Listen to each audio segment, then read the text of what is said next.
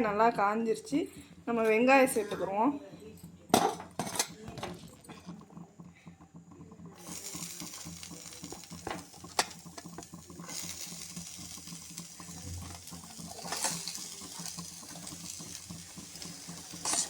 வெங்காயம் ஒன்று கட் பண்ணி வச்சுருக்கேன், அதை சேர்த்துக்குருவோம்.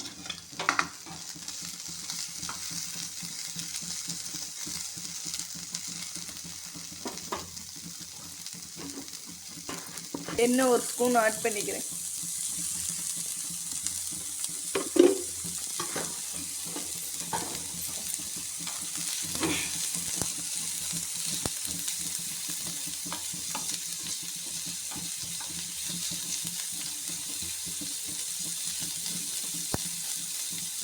வெங்காயத்தை இது மாதிரி ஏன் நல்லா ஃபஸ்ட்டு எண்ணெயில் போட்டு வதக்கி எடுத்துக்கிறோம்னா நல்லா சாப்பிட்றதுக்கு அப்போ தான் சாஃப்டாக இருக்கும். முட்டையில் நறுநறு இருக்காமல் சாப்பிட்றதுக்கு வெங்காயம் நல்லாயிருக்கும்.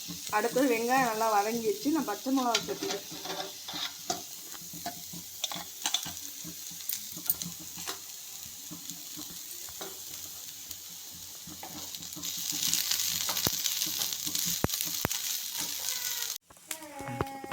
வெங்காயம் பச்சை மிளகா நல்லா வதங்கிடுச்சு. அடுத்தது நம்ம தக்காளி சேர்த்துக்கிற வேண்டியது.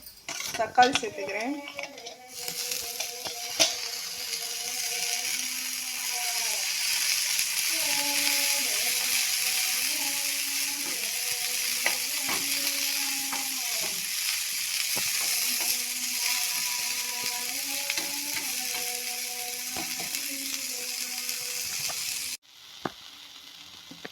வெங்காயம் பச்சை மிளகா தக்காளிலாம் நல்லா வதங்கிடுச்சு. அடுத்தது மல்லித்தலை சேர்த்துக்கிற வேண்டியதும். மல்லித்தலை சேர்த்துக்கிறேன்.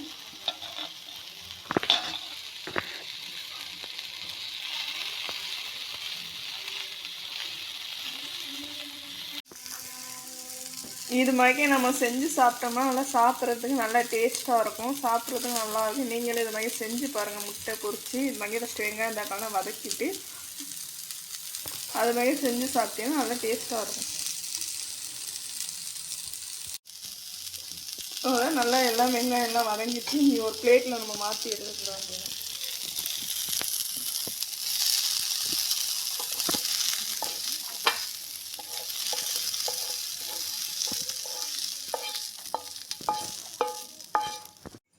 ஒரு பிளேட்டில் வெங்காயம் எல்லாம் மாற்றியாச்சு. அடுத்து நம்ம முட்டையை உடச்சி ஊற்றிக்கிற வேண்டியதும்.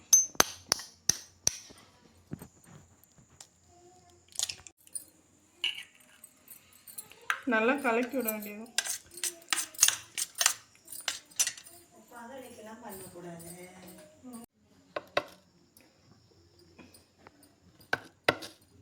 உப்பு கொஞ்சம் சேர்த்துக்கிறோம்.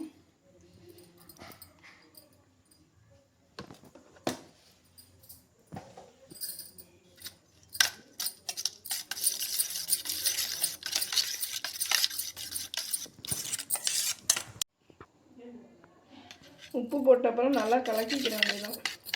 நல்லா கலக்கிக்கிறோம்.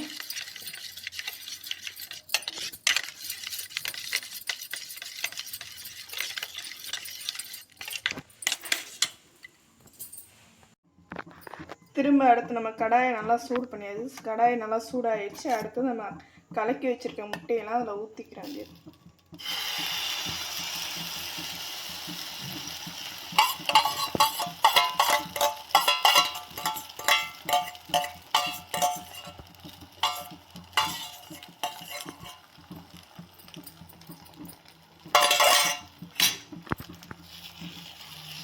நல்லா அப்படியே எல்லாத்தையும் நல்லா கலக்கி விடுங்க.